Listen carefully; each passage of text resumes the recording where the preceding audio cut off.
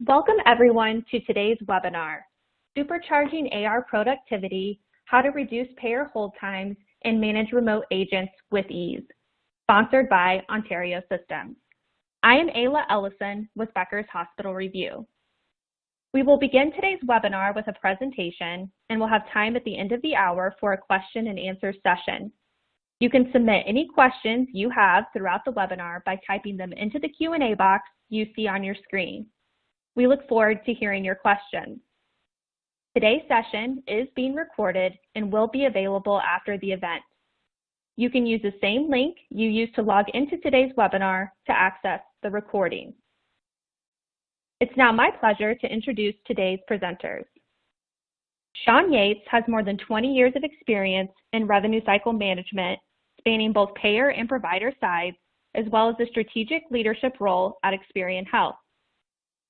As a product leader for Ontario Systems, Sean offers a broad knowledge of the entire revenue cycle process, from registration to back-end collection operations. This knowledge, combined with innovative products from Ontario Systems, enables Sean to create high-value solutions that help providers address their revenue cycle challenges. As a Senior Director of Enterprise Sales, Mike Mullins leads the Ontario Systems team that is responsible for driving the company's healthcare market growth and revenue. Mike is a 19-year veteran of Ontario Systems, and during that time, he focused largely on the healthcare and outsourcing markets. Throughout this previous tenure at Ontario, he gained an extensive knowledge of the revenue cycle from both a provider and outsourcer perspective. At this time, I am pleased to turn the floor over to Mike and Sean to begin today's presentation. Great, thank you, and welcome everyone. Just a few little housekeeping slides that we'll go through here. You get a copy of the recording when we're done, and then you can submit your questions in the Q&A portion there, or anytime as we move through it, and there will be a survey at the end. In addition, our attorneys, like let's always disclaim, this is not legal advice. It's tailored to your specific examples. So again, if you have compliance questions or things of that nature, we urge you to talk to your counsel. So thank you. But again, thanks for joining us. We just already did an introduction. Thank you. And what we'd like to today is really kind of start off with a quick poll. And kind of ask yourselves, do you feel like you have a complete picture into what your agents are doing today? So if you don't mind, just take a quick second here and kind of answer yes or no. It's always an interesting question that we get to ask to folks, kind of asking them where they feel like they're at. And then we'll go back behind this and kind of go through some of our thoughts and ideas of what we see, me and Mike do, as we engage with the market. And we'll go from there. So I think we'll give it just another second here. And all right, let's see what the poll results are. All right, so this is actually pretty typical. There's more insight you'd like to have. And that's what we're going to kind of talk about today. So for our agenda, what we're going to focus on is we're going to take some time to kind of look at what are the 2 or 3 little pitfalls that tend to happen when managing agent productivity. Mike's going to go over those with you, and we'll talk about what are some of the characteristics and dynamics. And then ways to improve insight into what your agents are doing, and some of the results of these activities and questions. So with that, Mike, I'll hand it over to you on the first common pitfalls. Thanks, Sean. And thanks to everyone for joining today. The next 3 slides are really going to be oriented or focused on the common things you have to do when you're calling payers. As you know, one of the themes of today's webinar is increasing productivity as you find a need to call the payer for claim status or pre-authorizations or whatever your communications are with calling payers. But as you can see on this first slide, it's asking how much time is spent navigating the IVR and waiting on hold. And essentially, with this question, I think what this really reveals is, you know, the old saying, it's hard to manage what you can't measure. And this often is a challenge for any providers or outsourcers, for that matter, is when they're calling the payer. What is the experience? What's the time investment of the account reps? And as you can see, some of the points around this area is that many of the IVR systems that we have experience with, they may have up to 15 prompts for that CSR to enter information. And the average time normally spent in navigating the IVR is typically 2 to 3 minutes. Oftentimes can be much greater than that. The other part of the question, as you can see, is, and then how much time have they spent waiting on hold for the payer? Do you have visibility around that? Sean, let's go to the next slide.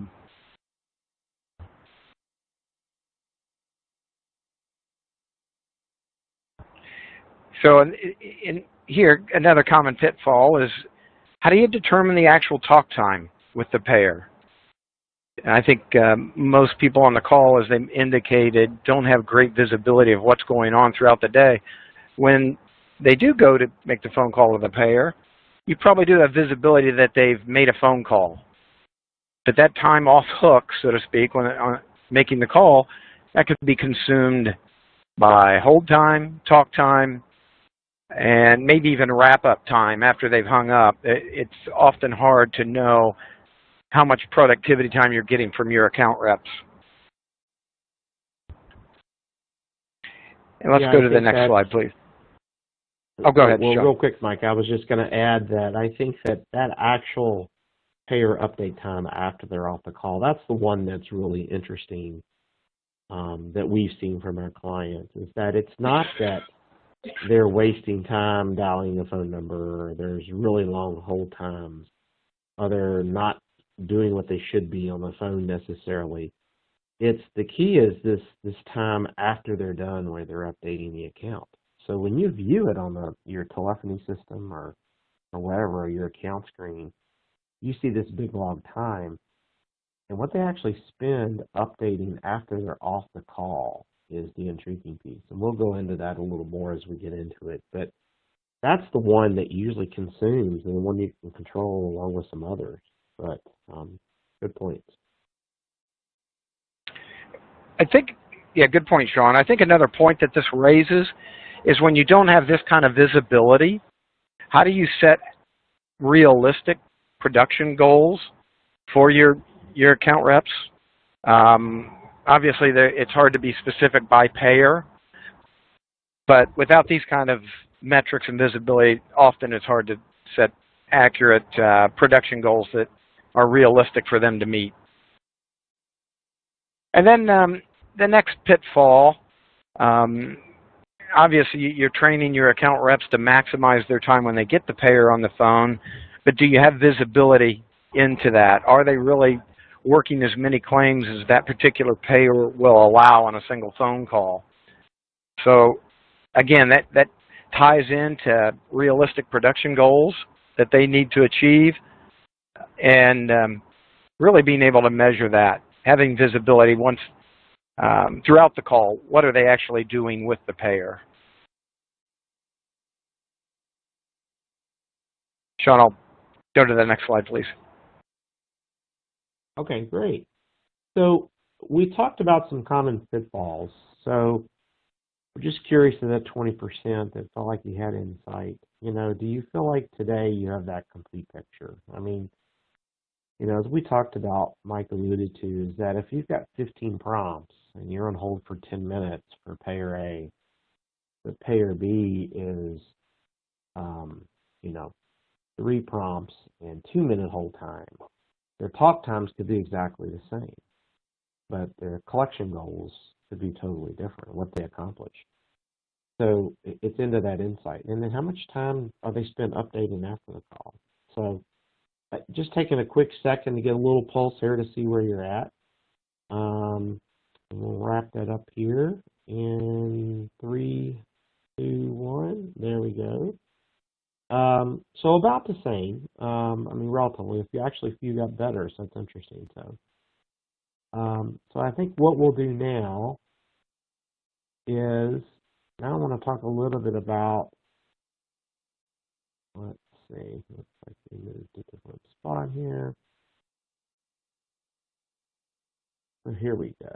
So as we think about ways to improve productivity, what we're really talking about is this understanding the aspect of the agent's phone call. And what we mean by that is there's this pre-call work that's usually done. So they're reviewing the account. They are preparing their 2 or 3 records they want to work, claims, and then they pick up the phone. And typically, they're manually entering the prompts to navigate the IVR. And then there's some period of waiting that they're doing. And then hopefully when they get on the phone, they're discussing those 3 to 4 accounts. And then that after-call work process or wrap-up time that we talked about. So the IVR navigation whole time has a big impact, we alluded to before. And you know, again, some prompts that we have are 14 to 15 different prompts you have to go through. So it could be 3 to 5 minutes, whereas the whole time can only be 3 minutes. So if you have work queues that are set up where you have multiple payers, and those payers can be variable, understanding what payers who's working can be indicative and critical as you set your goals. That allows you to improve the process in the agent, to be able to analyze each of these sections and create some hot spots in areas for rapid improvement. And what do we mean by that? Is that I can tell you that as we work with clients and they start to break down this level of data, the 2 areas they see the biggest problem is not navigating the IVR, not the pre-call work, not the waiting on hold. I mean, those are areas you can improve that we'll talk about. But do they actually discuss 3 to 4 claims on the call with the patient? I mean, that's the question to ask yourself. Do you have a way to statistically monitor that and determine if that's what they're doing, not just the procedure or something manually? So, and then how long are they spending after the call working? So if that's another 5, 6, 7, 8, 10 minutes, which we've seen up to that time frame, then what we're looking at is you're adding that additional call time. So how do you streamline that? How do you make it better? And then this 3 to 4 accounts that you have, think about it from a little bit from this perspective, but if they only work 1, and this whole time frame is 20 minutes or 30 minutes, then they start it all over again. They work another. So it's 30 minutes an account versus 30 minutes for 3 accounts. So understanding these statistics can be really critical. As we keep track of that, and I talked about this a little bit on this previous slide, you know, your IVR navigation doesn't change. It's going to be the same. The waiting on hold, you know, there's algorithms you can utilize that'll actually track and give you predictions. And they're fairly steady. I mean, there's some variability for time of the day, certainly. COVID created some situations where it was higher than others. But generally, what we're looking at and what we need to do, the analysis that we have is that that's fairly steady. So what can you control? Well, you can control the pre-call work, right? So if they're waiting to dial before, or the after call work. So again, I've finished my call, I've updated the account, and then over here on the pre-call, I'm reviewing those. So if you're navigating IVR and waiting on hold, sometimes that pre-call work should be done while you're waiting on hold. But is it really done that way? What are you looking at from that perspective? And really, that gives you the opportunity to improve the process. So if you think about it, if you can use AI technology to estimate your hold times and navigate your IVR, and you can work 3 to 4 accounts, and you can eliminate the lengthy after-call work times that you have, you have a chance to really dramatically improve this overall process. And when you look at it from that perspective, just eliminating the hold time, which can be up to 80%, has extreme value. Now, what I would tell you is what Mike alluded to on earlier slides is that you will get the comment that this whole time frame that you see here is I'm on hold waiting for the payer. Well, again, what does that really mean from that perspective? Are you able to really be able to see and understand and break down these numbers? Because the reality is, we would say about 50% of the payers do not have long hold time. And that's from statistical data and analysis we've done in working with clients to do this AI process to eliminate some of the hold time. So from that perspective, breaking these down, that's what makes it really important from that perspective, from what you're looking at. And eliminating this or the long calls can have a tremendous impact. So it's not just from that perspective that, hey, I'm on hold for a very long time. In addition to that, as we sit here and we kind of think about this from what we look at, there's a whole nother level of what you're doing. So when we say 80% of the whole time as an example, a technology solution that you use should not be like a predictive dialer. And I want to stress that for those of you out there that are using that technology today. It shouldn't wait for someone to pick up the phone because, first of all, the IVR is picking up the phone. So even if you wait till when the payer's voice comes on, then there's an opportunity you might have to have an agent available. You're not dialing 10 lines or 10 phone numbers, accounts at once, hoping to get a connect. So the 80% is to give 20% of the time left to, number one, be prepared. What are the 3 accounts I want to work on at that standpoint? So if I've got a 10-minute hold time, I've got 2 minutes, I can have that time. They can prepare those accounts before as well. Being able to open up additional tabs so they can look at 3 or 4 accounts at once from tab to tab instead of have to space through.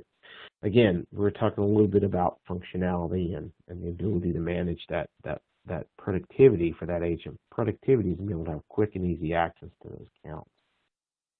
So what we're looking at is, at the same time as you estimate the talk time for that agent, if they're working 3 or 4 accounts, and we know how long it takes to navigate the IVR, and we know how long from an AI perspective that someone's going to wait on hold, and what's the agent talk time, we can now start to predict, well, this agent's going to be done around X time, and if we launch a call with about 50 in the middle of that time frame, estimating then we can eliminate even more time from that perspective. And this is really the value that a solution like this will add for you, is that you are dramatically reducing, from that perspective, the time frame that your agents are on hold. Let me give you an example. Campus VA, we probably all call them at some standpoint. They regularly have hold times in the 20 to 30 minute range.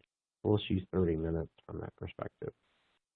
What will happen then is you could theoretically let's say there's a 10-minute window of when you navigate the IVR, and your talk time is in that 8-minute talk time. So every 10 minutes, there could be a call queued up and waiting to go. So that when that agent's done, there's another call with 20% of that whole time that's about ready. Now, if that agent goes on break, you should look for another available agent within your work queue to take that call. If for whatever reason that agent is logs off the system, they go unavailable, or something of that nature, and there is an available agent, then at that standpoint, the call should be disconnected and should be re-queued to be dialed. But what we've seen in this perspective is as you go back and you manage that call flow, you can control how many accounts they're looking at are claims in that window. You're looking at what's that after call work time and how much time is spent on that. And there's tools you can use to push the agent to move forward, not wait for their time. And what this situation does in a technology or tool set like this is today, insurance follow-up reps and other areas, they really manage at their own pace. So they pick up the phone when they're ready. They dial the number when they're ready after they reviewed something. When they're done with the call, they update at their own pace. And there's certainly nothing wrong with that. But in this day and age, as you try to measure productivity and who are your best performers, understanding these statistics will give you that insight. But more importantly, to make the agents drive themselves. And when you've got these long hold times, like we see with some of these payers, it's really important that you try to take advantage of that and use technology to kind of dial and be prepared and ready for the next account or claim that comes up to the agent. So as we think about that process, and we're talking about insurance payers here, right? I think there's an important level of this to also understand that it doesn't necessarily have to be just calling payers or an insurance account or claim that's been filed. You could use this very same type of technology with your case managers. You could do pre-access type applications from that standpoint, where you're calling to get authorizations. So at any point where your reps are working at their pace and you move forward, to be able to have to call an insurance payer from that standpoint, that really helps. And in some scenarios, there may be a bunch of rules to decide what you need to do, and you don't have the tool to be able to do that. And you can have technology like this that'll kind of push that out. So as we think about it from that perspective, what are some of kind of the results that you want to see? So we have a client, JetXL, that has utilized this solution, and they've got about 1,700 employees across the globe, as you can see, and they're making quite a few calls to outbound insurance payers, and they're seeing an 80% reduction in hold times, and with what we call the look ahead. So look ahead is a feature where it actually, when you connect and you're ready to work that claim, that it queues up all the other claims that are in order of the prioritization within that work queue for that payer. So if you do have one work queue that has multiple payers, it'll pull those out so you can quickly open them in additional tabs. And they got to the point where it was 3 to 5 claims per call. And as soon as they connect, on one day, their collectors were handling on average about 5 separate accounts on a single call, which was important. So the average number of accounts worked per hour increased from 5 to 8. Now this doesn't sound like a lot for the particular accounts that they were working, and the total number of accounts worked per hour. They were working some age type of receivables and older accounts that took longer. But they improved their productivity dramatically from that 5 to 8, and it had a big impact in what they were able to do. And as a part of this too that we haven't talked about is we talk about all the statistical data. We talk about the ability to tell the time frames between each area. But then being able to integrate or embed some type of performance management solution is really critical. So, having a solution that helps you manage your agent productivity, being able to really look at a performance management solution that's embedded, and the ability to navigate and cut hold times with your IVR has a big impact that our clients have been able to see from that perspective. Or Mike, do you have anything to add? Yeah, Sean, I think it's worth pointing out is, part of the performance increase that this case study shows is that the visibility of this kind of information to management often just changes behaviors automatically. You can train reps to maximize their time, but often that doesn't necessarily do it for all. I think the key is the visibility of this information, these metrics of talk time and claims per call. That becomes visible not only to management, but people that are actually working on that front line doing that work, and that will often change behaviors. And so I think that's part of this equation. Yeah, that's a great point, Mike. I think that really understanding and being able to how you communicate, how you retrieve that data.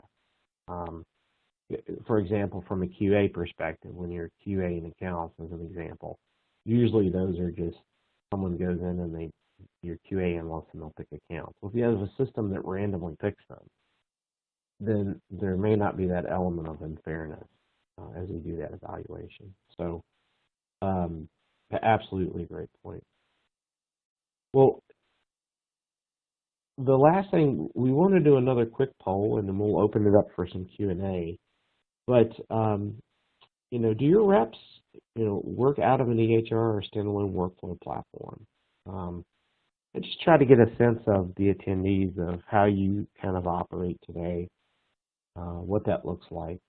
What we routinely see is there's this absence of a productivity management app type solution in the existing pieces. So I think it would be good to just kind of understand, and we thought that'd be an interesting question. So, all right, well, let's go back to, let's see what the results are.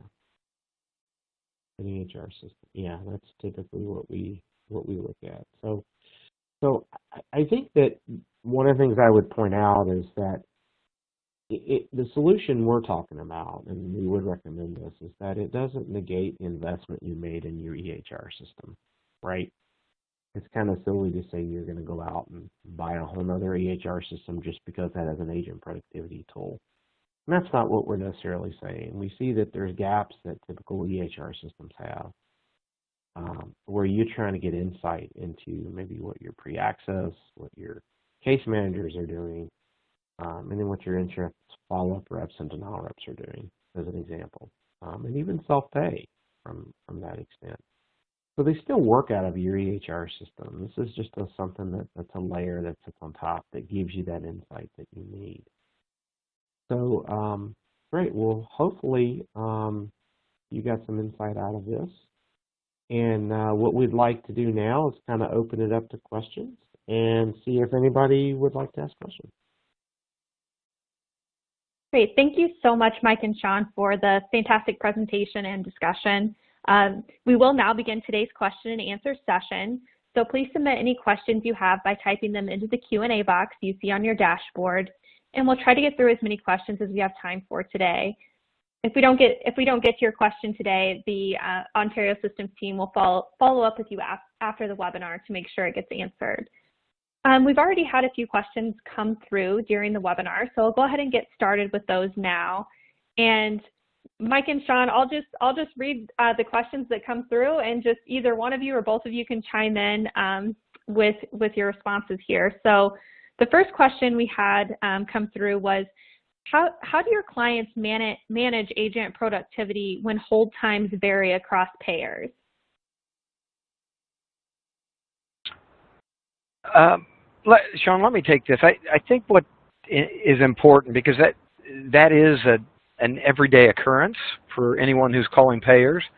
I think the key with the solution that we're promoting here and talking through is that it levels out the performance of agents throughout the day by eliminating those fluctuations in hold time and IVR input times, and all of that gets kind of leveled out, if you think about it, normalized, so to speak, because the system is removing that as these ups and downs that reps have to deal with. So I think it's important to know that it becomes a smoother process throughout the day as they call payers because of that.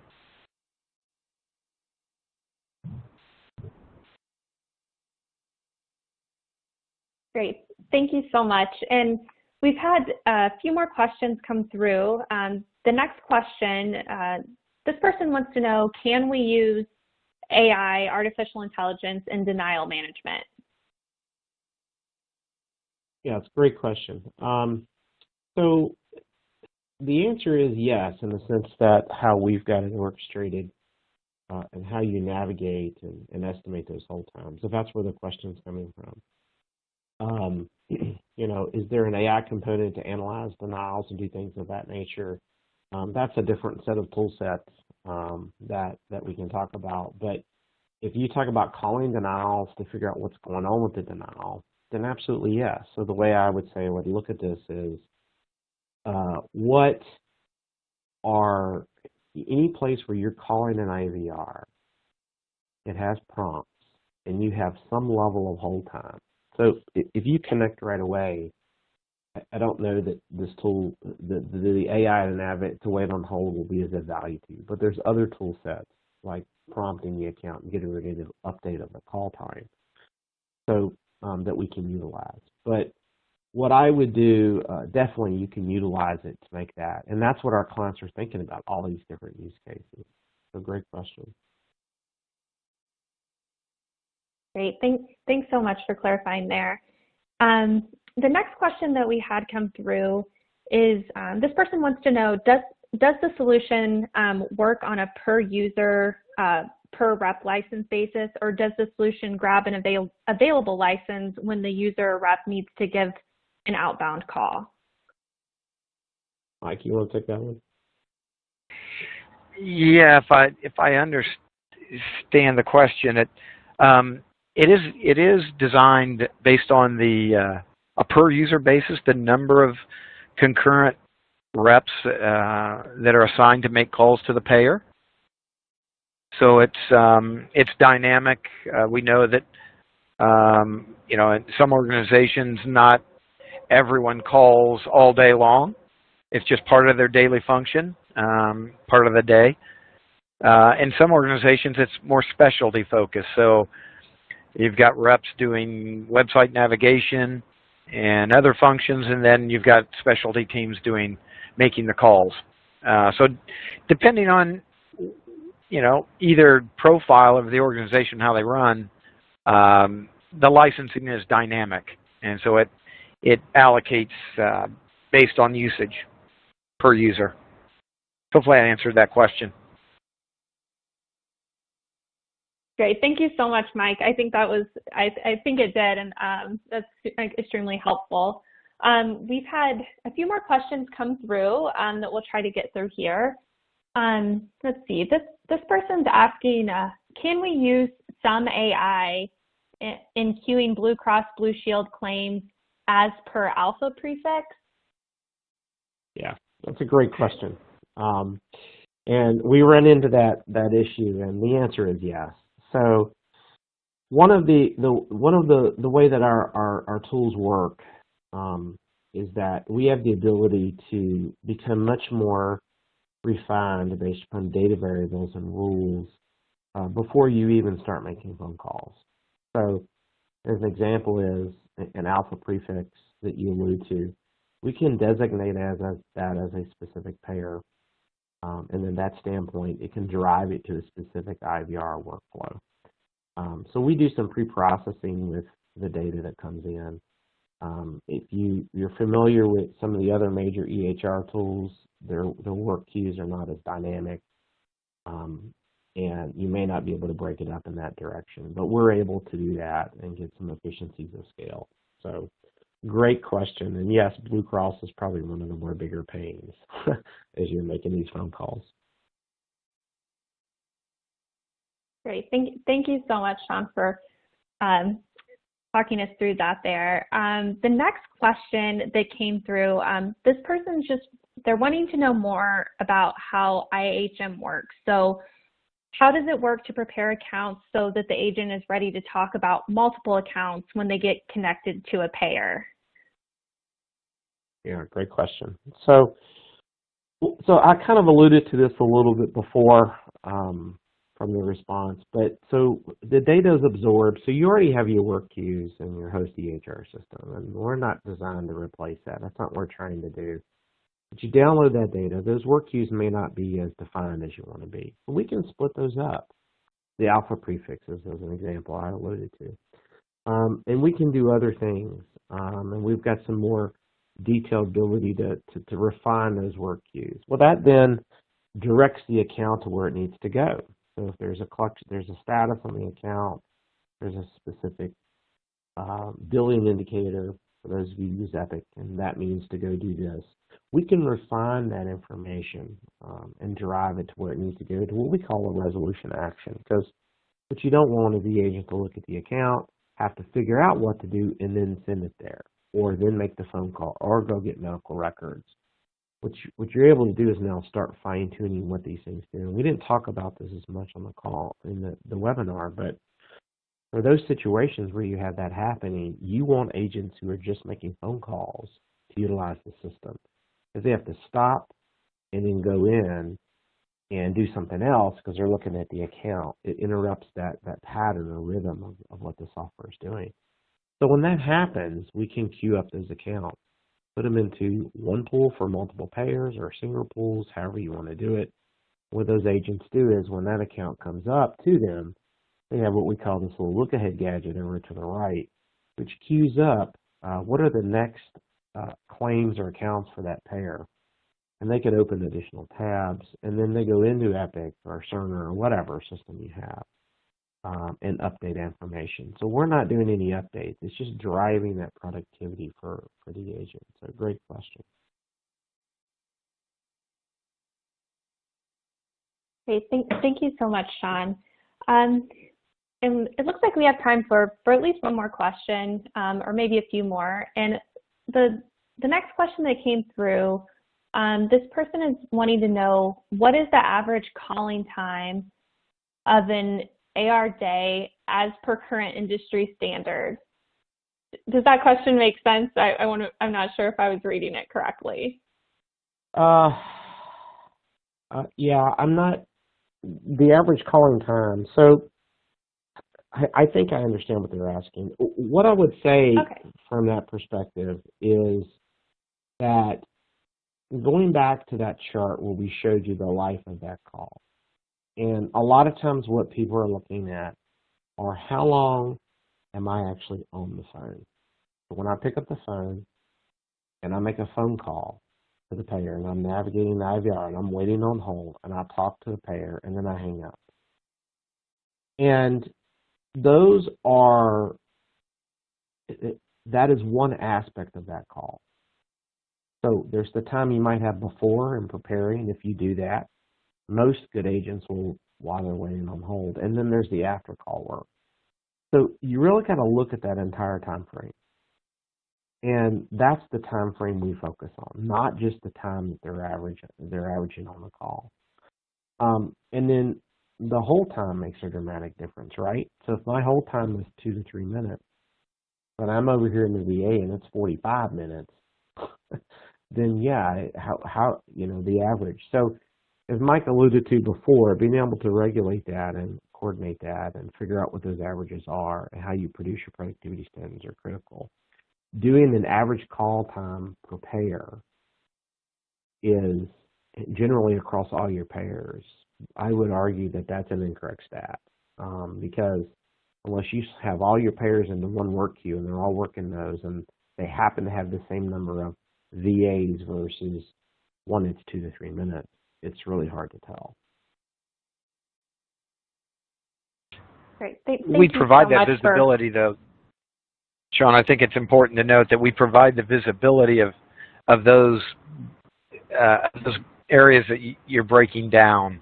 How much time did they spend on hold? How much time actually talking? How much time wrapping up between, you know, the next call that goes out to, you know, the payer? So all of those are visible, but what we do know is each payer is different.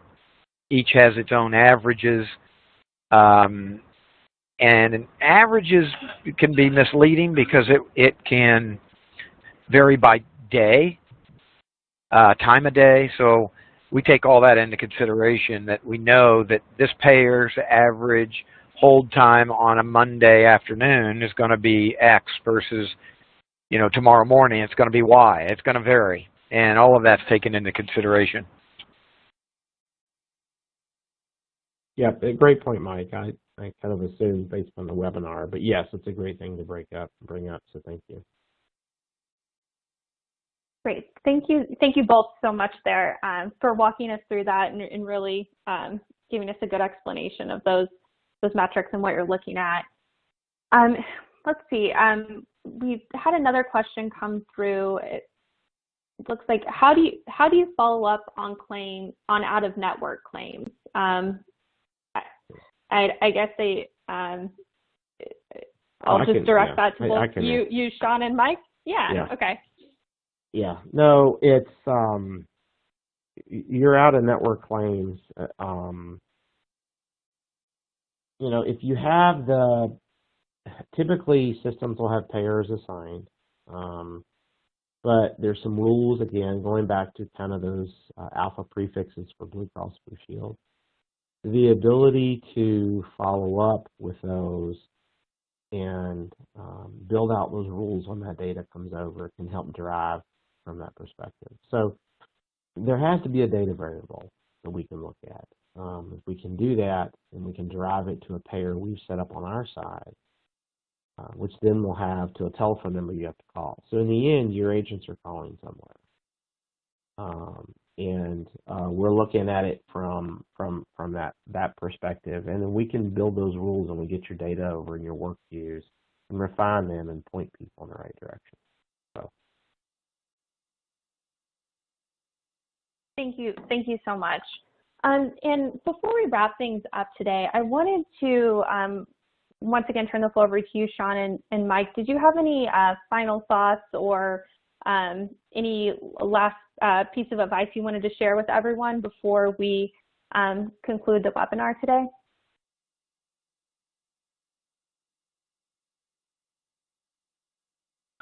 Mike? I think I'll make this point. I think it's important that, not one, process is the same at, across providers or even outsourcers. They all have variation how they approach working their AR, the assignment of phone call responsibility and so forth. So I think the reason I bring that up is if you'd like to know more information, like to drill down into further details, more conversation about how you're structured and what your day-to-day processes are, even what EHR system you have.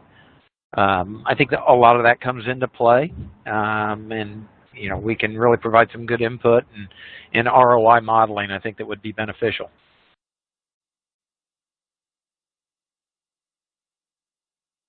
Thank you, Mike. Yeah, and any final thoughts from you, Sean? No, I would just resonate with what Mike said, and I think that there are a lot of dynamics, and we've only touched on a few of those from this perspective. So I think that doing a little more deeper dive and being able to kind of assess where you're at, what tools you're using. Some tools are better than others. Some have unique gaps that we're aware of. But, the solution's flexible. And as Mike alluded to, we can come in, do a quick assessment of kind of where you're at, answer your questions, and build out your ROI. So, no, we just really appreciate everyone's time. And if there's any questions we didn't get to, then please feel free to email us, and we'd be happy to answer those for you. Well, I want to once again thank you, both Sean and Mike, for your excellent presentation today, for answering all of these discussion questions at the end, and also thank Ontario Systems for sponsoring today's webinar as well. To everyone listening in today, please enjoy the rest of your day, and we look forward to having you join us for future webinars. Thank you.